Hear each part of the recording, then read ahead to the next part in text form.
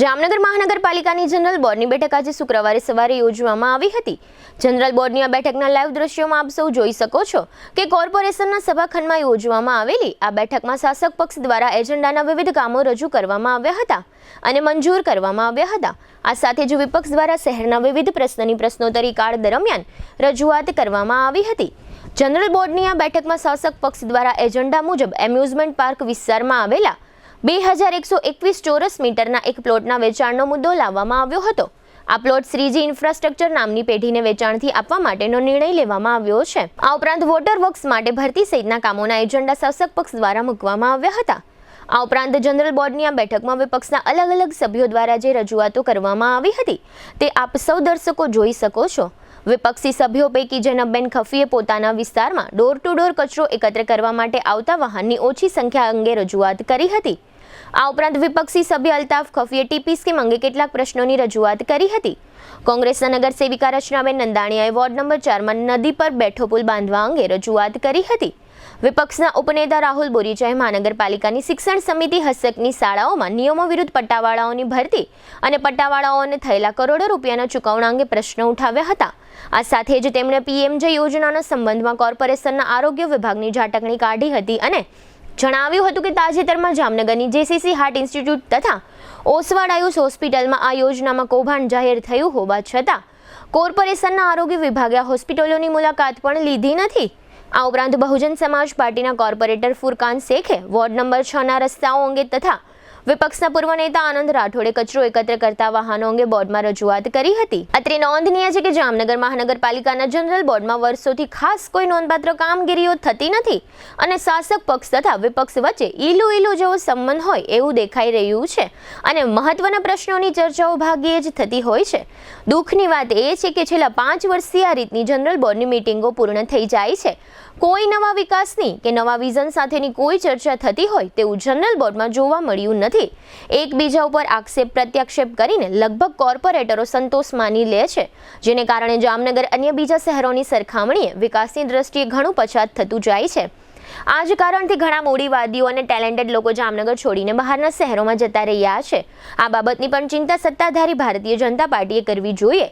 નજીકના દિવસોમાં જામનગર મહાનગરપાલિકાની ચૂંટણી આવી રહી છે, તેમાં ભાજપે ટિકિટ આપવા સમયે ઉમેદવારનું એજ્યુકેશન અને તેમના વિઝનનો અભિપ્રાય લેવો જોઈએ। તેમજ ચૂંટાઈ ગયા પછી જામનગર મહાનગરપાલિકામાં આપનો શું સિંહ ફાળો હશે તેવો પ્રશ્નનો જવાબ ટિકિટ વાછુ પાસેથી લખાવી લેવો જોઈએ, તેથી તેમનું ટેલેન્ટ અને જામનગર પ્રત્યેના તેમના વિચારો મેળવી શકાય। આજે જનરલ બોર્ડમાં થયેલ પ્રશ્નોત્તરીના આ રહ્યા મુખ્ય અંશો। હમણાં તમને ભારે આવેદનપત્ર અમારી પાર્ટી દ્વારા આપવામાં આવ્યું। આજે 6 માસ થઈ ગયા। કમિશનર સાહેબે આપને પણ એ મુદ્દો લગત છે। આજે 6 માસ થઈ ગયા, આપણે જામનગરમાં રિવરફ્રન્ટ બનાવવાની જે ચર્ચા કરી અને લોકોના મકાન ડેમોલેશન કર્યા। જામનગર શહેરમાં જ્યાં વિકાસ થતો હોય અમે સાથે જ છીએ, એમાં કોઈ અમારો વિરોધ નથી। અમે પોતે અમારા વિસ્તારોમાં હાથેથી મકાન કઢાવ્યા, પણ અમદાવાદમાં ક્યાંક મેગા ડેમોલેશન થયા છે। જેક્સરી તમે તપાસ કરાવજો, એ લોકોને તાત્કાલિક મકાન આપી દેવામાં આવ્યા છે। આપણે શું કામ નહીં ભાઈ? હું ટીપીઓ શાખાના અધિકારી હોય અથવા ટીપીડીપીના અધિકારી હોય, એને પૂછો આ જમીન આ જેટલા 550 મકાન જેવા ડેમોલેશન કર્યા એમાં કઈ જમીન હજી કઈ પ્લોટ કઈ ફાળવ્યું? આપણે કઈ કોઈ ફાળવણી નથી થઈ। પૂછો કોઈને થઈ હોય તો જવાબ દે મને ટીપીડીપીના અધિકારી। અસલમભાઈ, એમાં આપણે પ્લોટ ફાળવવાની કોઈ જોગવાઈ નથી, પણ નવી જે પીએમએવાય 2 જે લોન્ચ થઈ છે એમાં આપણે અગાઉ વાત કરી અશોકભાઈ જોશીએ કે જેના ક્રાઇટેરિયામાં જે લોકો આવતા હોય તેના તમામ ફોર્મ ભરી અને એપ્લાય કરે તો આપણે ટીપીઆર સરકારમાં મોકલ્યો જ છે। કારણ સાહેબ એના અંદર મારી પાસે સાંભળી લ્યો, જે લોકો રહેતા હોય નદી નાલા પાસે, તમે એને ક્રાઇટેરિયાના નામે એને માઇનસ કરો તો એ તો વ્યાજબી નથી। તમે નોટિસો માંગી છે, તમારા પાસે સર્વે છે, અમે એમ નથી કહેતા કે તમે એક વધારાનો કોઈને મકાન આપો, પણ તમે જેને 262 ની નોટિસ માંગી છે અથવા 471 ની નોટિસ માંગી છે, બરાબર છે, એ માણસોને મકાન આપો, સીધી જ વાત છે। સરકારની ખુલ્લી યોજના છે, એમાં તમે નવા ક્રાઇટેરિયા બનાવો ને નવા તમે તાલિબાની ફરમાન જાહેર કરો કે જે માણસો આવતા જ ના હોય એમાં, ને એ પાસે ડોક્યુમેન્ટ જ ના હોય જાની સાહેબ, તો એ તો ક્યાંથી? એ તો ગરીબોનો હક મહિનો જાય છે। સરકારની ગાઈડલાઈન મુજબ જે ડોક્યુમેન્ટ મિનિમમ રિક્વાયરમેન્ટ છે, આધાર કાર્ડ છે, જે કાંઈ અધિકારીઓને જાની સાહેબ આપણે એક તો કેવું પડે ને કે પોઝિટિવલી રહીને એમાં પૂરું કરાવે। પણ તમે ફોર્મ ભરવા માટે આપણે 2 સેન્ટર અને કોર્પોરેશનની ઓફિસે રાખેલું છે. હજી લગી આપણે તમે ફોર્મ આવ્યા નક્કી કરીને મારી વાત સાંભળો. ગરીબ માણસો બચારા જેના પાસે મારી વાત સાંભળો આવવાની રહેવાની જગ્યા નથી, એ તમારા ક્રાઇટેરિયામાં કેવી રીતે આવી શકે? એ લોકોના ઓલરેડી ફ્લડ આપણા જામનગરમાં 2-3 વર્ષ આવ્યું છે. આ 4-5 વર્ષના ગાળામાં કોઈ ડોક્યુમેન્ટ નથી. તમે નોટિસો માહિતી છે. અમે એમ નથી કહેતા કે અમારા કહેવાથી તમે એક મકાન પણ આપો, અમે એમાં જરાય નથી. પણ જે ખરેખર જે મકાનના ડેમોલેશન જે લોકોના થયા છે, જે હકદાર છે, હકદાર સુધી એનો હક પહોંચે, એ વંચિત ના રહે, એની અમારી રજૂઆત છે.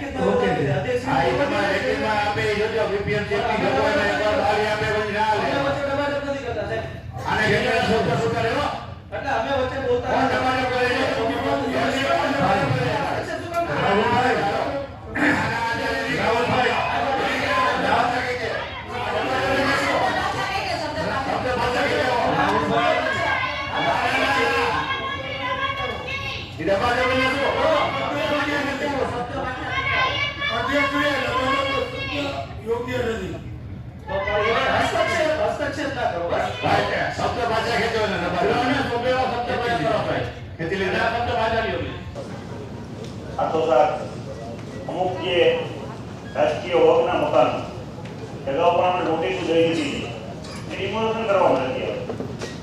એની પણ અમલવારી આવી. એકના બોર્ડ ને એકના ફોલ્ડની નીતિ ના હોવી. ગરીબોના મકાન બીજા છે એને જે રીતે આપણે મદદરૂપ થઈ શકીએ એની પણ આ ગ્રહમાં અમે ચિંતા કરી. અને અમુક જે મકાન નોટિસ દીધી છે પણ નથી દોરી થઈ ગયા, તો નદીમાં નડતા જ હોય, ભવિષ્યમાં રિવરફ્રન્ટમાં પણ આવતા હોય, એની પણ સાહેબ આપણે અમલવારી કરવી. કોઈ મારી એક તો જે ડોર ટુ ડોર આપણે ગાર્બેજ કલેક્શન અત્યારે શરૂ કરેલું નવું, એમાં આપણે શરૂઆતમાં એવું હતું કે 1 કે 2 મહિના કદાચ મને ટાઈમ ખબર નથી કે આપણે એક સર્વે કરાવેલું હતું કે પહેલે સર્વે કરાવી લઈએ કે કઈ જગ્યાએ કેટલી કઈ ગાડીની જરૂરિયાત પડશે અને ક્યાં ઓપન ટોલ ઉપર કે કઈ ગલી ખાંચામાં કે કઈ જગ્યાએ, તો એ પ્રમાણે આપણે નવો જે કોન્ટ્રાક્ટ છે એ શરૂ કરી શકીએ. આમ અત્યારે સારું થાય છે, હું આક્ષેપ નથી કરતી, પણ એની જે આપણે તે વ્યવસ્થા માટે જે આપણે સર્વે કરાવેલું એ સર્વેનો અત્યારે જે પ્રમાણે કામ થાય છે ને એનો કોઈ મતલબ જ નથી એવું લાગે છે. કેમ કે મારા વોર્ડમાં વોર્ડ નંબર 12માં જ જે નાની નાની ગલીઓ છે, હવે અહીંયા 2 બહુ નાની એવી રિક્ષાઓ મૂકેલી છે કે જે પેસેન્જર રિક્ષા હોય ને એટલી નાની હોય છે. જરૂરિયાત એવી છે કે બરાબર છે કે સાઈઝ નાની હોવી જોઈએ, પણ એની સંખ્યા વધારે હોવી જોઈએ. મારી ખાલી એટલી માંગણી છે. કેમ કે નાની નાની ગલીઓ છે ને મકાન બહુ વધારે છે, ત્યાંનું જે કલેક્શન થાય છે તો એક ગલીમાંથી આ રિક્ષા તો પૂરી ભરાઈ જાય છે, તો પછી ફરી વખત રિક્ષા પાછી આવે તો એ દિવસમાં 2 ફેરા કરી શકે, વધારે ફેરા નથી કરી શકતા. તો મેં લેટર પણ લખાવેલો છે, એસએસઆઈ ને પણ માંગણી મૂકેલી છે. તો જે અમારા આવા વિસ્તાર છે ને આવા જામનગરમાં, જૂના જામનગરમાં ઘણા બધા એવા વિસ્તાર છે કે જ્યાં નાની ગાડીઓની વ્યવસ્થા વધારે હોવી જોઈએ, અને જે મોટી ગાડીઓ છે એના લીધે શું થાય છે કે એ મોટી ગાડીઓ કોઈ અંદર જઈ નથી શકતી અને વ્યવસ્થા ઊભી નથી થતી. આપણે જો સર્વે કરાવેલું જ હતું તો સર્વેમાં આ વસ્તુ કેમ રહી ગઈ? કેમ કે આપણે સર્વે જ એવું હતું કે કઈ જગ્યાએ કઈ રીતે વ્યવસ્થા કરવી. એટલે મારી તમને રિક્વેસ્ટ છે કે આજે સર્વે કરાવેલું હતું એનો એક રિપોર્ટ હોય તો મને એ રિપોર્ટ પણ આપ અધિકારીઓ દ્વારા અપાવશો, અને હવે પછી આવો એક સર્વે થઈ જાય કે કઈ જગ્યાએ કેટલી કઈ સાઈઝની જરૂરિયાત છે તો એ પ્રમાણે થશે. તો અત્યારે તો કામ સારું કરે છે જે કંપની છે, તો ફ્યુચરમાં પણ આ કામ સારું થાય અને આપણું જામનગર સ્વચ્છ થાય. લોકો આવ્યા હતા, ધાની સાહેબને આવેદન આપ્યું, ધાની સાહેબ આવતા ગુરુવારનું કીધું છે, એટલે હું એમનો આભાર માનું છું. એટલે બસ હવે તમારા માટે સાંભળવું છે. 2 વર્ષ થઈ ગયા અને આ 10 વર્ષથી હું રજૂઆત કરું. એવું નથી કે અમારા એરિયામાં કામ નથી થતા, મારા એરિયામાં કામ એટલા થતા હોય એટલા થાય છે, 100% નથી થતા, 20-30-40% જેવા કામ ન થતા હોય. કારણ કે કેશુભાઈના કામ પણ સારા છે, અમુક પ્રશ્ન પૃથ્વી પાસે જાય છે એ પણ કામ કરે છે, અમુક પ્રશ્ન જડીબેન પાસે જાય છે એ પણ કામ કરે છે. જ્યારે વિસ્તાર કોડનો વિકાસની વાત હોય ને ત્યારે કોઈ પક્ષની વાત નથી હોતી, ત્યારે સાથે મળીને કામ કરવાનું હોય છે. તો અત્યારે આમાં કોઈ પણ જાતનું મારે એ 3 ઉપર કે અમારી ઉપર અમે બ્લેમ નથી કરતા, એ લોકોએ એવી રીતે રજૂઆત કરી હશે, પણ જો એવો સંતોષકારક જવાબ નથી આવ્યો એટલે એ લોકોને આજે અમે અહીંયા લઈને આવ્યા હતા. હવે તમારા મોઢે અમને સાંભળવું છે કે આ લોકોને જો આપણે પ્રાથમિક સુવિધા આપીએ હાથણીવાળાને તો આપણે વોર્ડ નંબર 4 માં રાખો. નગર એ નગરસીમ વિસ્તાર જ્યારે પંચાયતમાં હતું ત્યારે એ લોકોને ઘરે ઘરે નળ